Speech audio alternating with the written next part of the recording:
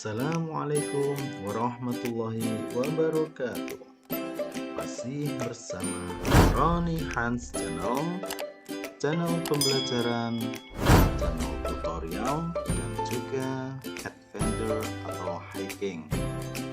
Kali ini kita akan bertemu dalam pembelajaran di kelas 6.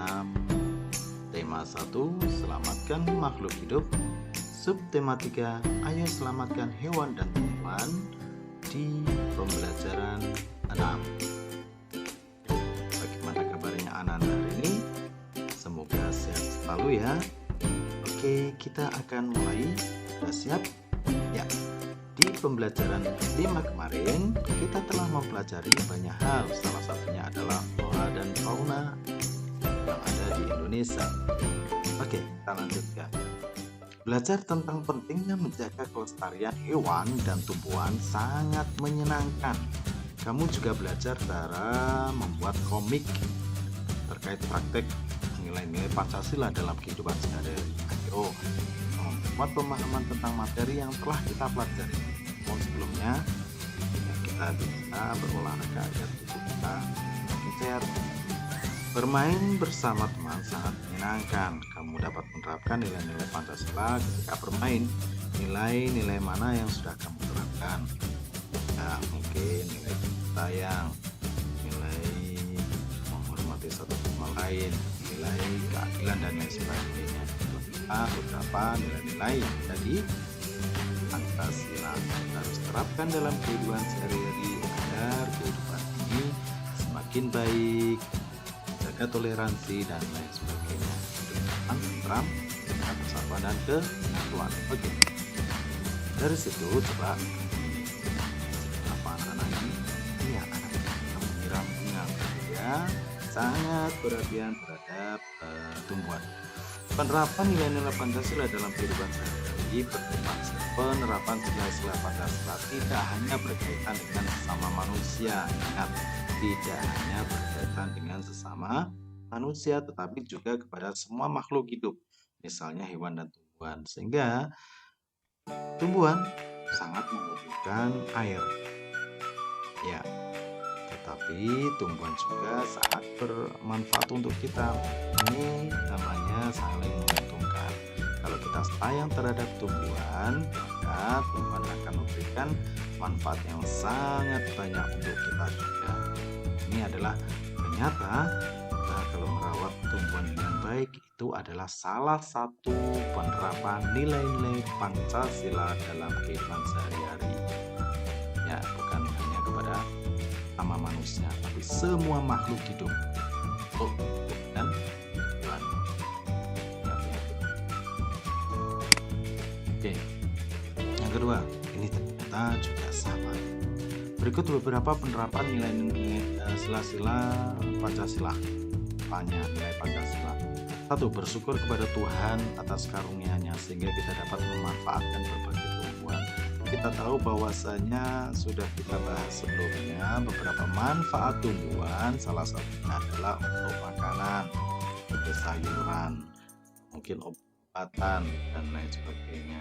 Tapi untuk bermanfaat pada kita, memberikan oksigen yang sangat melimpah, udara yang sangat sejuk dan segar. 2. Merawat tumbuhan dengan baik. Jadi merawat ini salah satu adalah merawat tumbuhan dengan baik. Adalah salah satu penerapan nilai Pancasila. Ya, bangga terhadap berbagai tumbuhan langka yang ada di Indonesia. Di PP 5 kemarin kita telah membahas, telah menyebutkan ada beberapa tumbuhan di berbagai negara kita di Indonesia yang sangat langka. Salah satunya apa? Rafflesia arnoldii. Ada juga bunga Edelweiss atau bunga yang sangat langka, yaitu banyak ada di atas gunung. Yang keempat adalah bersama-sama menjaga kelestarian tumbuhan di sekitar kita. Apa yang bisa kita lakukan? Tidak usah jauh-jauh. Di sekitar kita harus bisa menjaga kelestarian tumbuhan itu. Ingat ya, jangan lupa. Karena tumbuhan tersebut juga sangat bermanfaat untuk kita. Menangkal polusi, memberikan manfaat, memberikan oksigen, memberikan manfaat untuk makan, buah jumlahnya dan lain sebagainya ya. Maka kita harus bersama-sama menjaga, tidak mungkin kita mengingatkan pada orang lain ya, diawali dari kita sendiri ya. Dari situ kita telah menerapkan nilai-nilai Pancasila. Maka dari sebuah bacaan membuat simpulan berdasarkan informasi penting suatu teks ya, jadi kita harus bisa buat simpulan. Setiap teks memiliki informasi penting yang dapat kita temukan setelah membaca keseluruhan teks dengan seksama. Intinya adalah kita harus membaca keseluruhan ini membuat kesimpulan yang baik. Kedua, kita dapat membuat simpulan dari informasi penting atau ide pokok yang terdapat dalam teks. Selanjutnya, catatlah informasi dan ide pokok terkait dengan teks itu. Setelah kita melakukan beberapa runtutan ini, setelah itu kembangkan catatanmu menjadi sebuah paragraf. Setelah ya, sehingga kita bisa menceritakan kembali isi teks dengan baik. Kalau kita bisa membuat simpulan, terus kita bisa mencari informasi yang ya, itu pokoknya itu apa, sehingga kita bisa menceritakan, mengembangkan catatan sebuah paragraf lagi. Tumbuhan di Indonesia banyak dimanfaatkan sebagai pewarna. Contoh kunyit. Kunyit ini digunakan sebagai bahan pewarna apabila kita membutuhkan warna kuning. Kunir kalau dalam bahasa Jawa, kunyit. Tanaman bit, ini adalah tanaman bit, menghasilkan warna merah. Warna hijau dapat diperoleh dari sawi dan pandan. Ini pandannya. Tahukah kamu bahwa selain menghasilkan warna hijau, pandan juga memiliki aroma yang sangat wangi. Ya, biasanya digunakan untuk campuran ya, makanan. Daun pandan adalah tumbuhan semak. Daun ini banyak tumbuh di negara-negara Asia Tenggara, termasuk di Indonesia. Tanaman pandan disebut dengan nama pandan wangi atau pandan rampe. Penduduk Thailand menyebutnya dengan nama bai toi. Di Vietnam, daun pandan dikenal dengan lao dua. Helai daun pandan berbentuk pita, tipis, kecil, dan berujung runcing. Ukuran panjang daun sekitar 40-80 cm. Dengan lebar 3-5 cm, daun pandan berwarna hijau. Bisa digunakan untuk pewarna, juga bisa digunakan untuk pewangi makanan. Masyarakat memanfaatkan pandan sebagai rempah-rempah dan sebagai bahan baku pembuatan minyak wangi. Daun harum apabila diremas atau diiris-iris. Tanaman ini sering digunakan sebagai bahan penyedap, pewangi, dan pemberi warna hijau pada masakan. Ini kalau kita membuat kue warna hijau bisa menggunakan daun pandan sehingga lebih aman, lebih alami, dan menyehatkan untuk kita semua. Dari bacaan daun pandan yang wangi, coba buatlah kesimpulan dari teks tersebut. Ingat bagaimana cara tadi yang telah kita bahas, ya kita baca berulang-ulang, lalu cari ide pokok atau informasi yang sangat penting dari teks tersebut. Kita akan nanti tahu kan ya betul. Kalau contoh dari saya adalah kesimpulannya berarti apa? Daun pandan adalah tumbuhan semak. Helai daun pandan berbentuk tipis dengan berujung runting. Tanaman ini sering digunakan sebagai bahan penyedap, pewangi, dan memberi warna kepada masakan. Mungkin kamu punya jawaban yang lain. Ini adalah contoh saja bagaimana menyimpulkan dari teks tersebut. Tanya bagaimana? Ya anak-anak, kita lanjutkan setelah kita mempelajari mulai dari pembelajaran 1 sampai 6. Saatnya kita mengingat kembali. Coba sebelum menjawab beberapa pertanyaan ini, untuk mengingatkan kembali, bacalah teks berikut.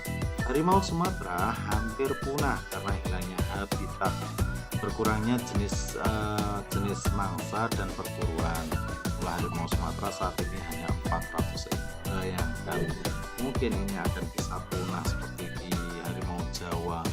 Dulu masih ada banyak, sekarang punah. Karena apa? Salah satunya ada perburuan. Sering diburu karena diambil kulitnya dan lain sebagainya. Mereka hidup di dataran rendah, lahan gambut dan hutan-hutan. Harimau Sumatera bertubuh paling kecil dibanding jenis harimau yang hidup di Sicup saat ini. Harimau jantan dewasa memiliki tinggi 60 cm. Ukuran panjang hewan ini dari kepala hingga kaki sekitar 250 cm dan berat hingga 140 kg. Harimau betina memiliki panjang rata-rata 198 cm dan berat hingga 90 cm. Warna kulit harimau Sumatera merupakan yang paling gelap dari seluruh harimau, mulai dari kuning, kemerah-merahan hingga orange toba. Adalah harimau Sumatera. Ya. Setelah kita membaca harimau Sumatera, coba buatlah simpulan dari teks. Harimau Sumatera hampir punah karena jumlahnya berkisar 400 ekor saat ini. Harimau Sumatera bertubuh paling kecil dan paling gelap. Yang ini adalah contohnya, mungkin ada banyak lain. Ceritakan pengalaman dalam menerapkan nilai-nilai kelima sila dari sila Pancasila dalam kehidupan sehari-hari. Jelaskan dengan singkat manfaat dan perilaku tersebut bagi masyarakat dan lingkungan sekitarmu. Setelah kita bahas dan berulang-ulang bagaimana cara menerapkan nilai-nilai kelima Pancasila. Ayo coba. Pengalaman saya dalam menerapkan nilai-nilai Pancasila sila kelima dalam kehidupan sehari-hari: menghargai hak-hak orang lain dengan tidak mengganggu kenyamanan mereka. Dengan menghargai hak orang lain, maka hak kita pun akan dihargai. Ini adalah salah satu contoh, satu sila saja. Mungkin kamu bisa sebutkan sila pertama kira-kira apa manfaatnya yang kamu terapkan, terus manfaatnya bagaimana manfaat untuk kamu, lingkungan, dan mungkin masyarakat di sekitar kamu. Ya. Pertanyaan selanjutnya, apa manfaat melestarikan hewan dan tumbuhan bagi kehidupan? Bagaimana cara melestarikan hewan dan tumbuhan? Tadi sudah kita bahas di PPP sebelumnya. Kira-kira apa manfaat melestarikan hewan dan tumbuhan bagi kehidupan kita? Manfaatnya pasti banyak sekali. Salah satunya menjaga keseimbangan ekosistem, menjaga sumber makanan dan kebutuhan pokok bagi manusia, mencegah terjadinya bencana. Untuk biasanya ini bagi tumbuhan, jangan sampai ada menebak hutan dengan sengaja atau dengan sembarangan. Ini akan menyebabkan satu, terjadinya bencana. Menjaga kualitas udara dan air. Ingat, tumbuhan sangat bermanfaat selain menghasilkan oksigen, tetapi juga menjaga kualitas air. Itu akar-akarnya itu akan air bisa lebih baik lagi. Menjaga sumber pendapatan pariwisata, ini sangat sudah kita bahas sebelumnya. Apabila ekosistem kita masih terjaga dengan baik, maka bisa digunakan sebagai salah satu tempat wisata. Ini pendapatannya, sumber pendapatan. Cara melestarikan hewan dan tumbuhan bagaimana? Ada banyak sekali. Tidak berburu hewan atau menebang pohon sembarangan. Biasanya kita harus menggunakan tebang pilih, ya. Melindungi hewan dan tumbuhan langka, mencari alternatif pemanfaatan hewan dan tumbuhan langka dengan menciptakan pengganti bahan sintetis. Ini adalah untuk memanfaatkan kita dengan meminimalisir dari pengambilan hewan dan tumbuhan untuk manfaat manusia. Melakukan tebang pilih artinya menebang dengan ukuran dan usia tumbuhan. Jadi yang diperlukan ya boleh, kalau bukan dengan menebang pohon sembarangan. Penanaman kembali tanaman yang telah dimanfaatkan atau permadaan tanaman. Nah, ini salah satu cara melestarikan hewan dan tumbuhan. Ya. Pertanyaan selanjutnya adalah sebutkan kegiatan ekonomi dari dua negara, jelaskan hubungan dengan kondisi geografi. Ada banyak sekali beberapa negara, yaitu 10 negara di Asia Tenggara. Maka kita ambil dua saja, salah satunya mungkin saya ya. Kegiatan ekonomi Indonesia mengekspor hasil bumi seperti timah, tembaga, besi, minyak bumi, gas bumi, dan nikel. menghasilkan pupuk, tapioka, karet, kopi, kelapa sawit, tembakau, mengekspor hasil laut seperti ikan tuna dan udang. Mata pencarian penduduk Indonesia yaitu di bidang pertanian, pertambangan, dan industri. Kegiatan ekonomi Singapura kita bandingkan dengan Singapura. Singapura sebagai negara paling maju di kawasan ASEAN. Singapura menjadi negara transit teramai di Asia sehingga pelabuhan-pelabuhannya sangat banyak sekali di Singapura, dan ini menjadi sumber pendapatan yang sangat banyak di Singapura karena padatnya ya negara lain yang melalui negara tersebut. Kehidupan ekonomi Singapura tergantung pada kegiatan ekspor dan impor di bidang manufaktur. Singapura menjadi negara tujuan untuk investasi berbagai negara. Ini dari kita kepada negara Singapura. Teman-teman dan anak-anakku, itu tadi kita telah membahas di pembelajaran 6 di tema 1, subtema 3, dan pembelajaran yang terakhir yaitu di pembelajaran 6. Semoga bermanfaat. Salam sehat, ikuti selalu protokol kesehatan. Semoga kita selalu diberikan ilmu yang berkah. Amin amin ya rabbal alamin. Saya akhiri. Assalamualaikum warahmatullahi wabarakatuh. Ya, jangan lupa like dan subscribe-nya. Bye.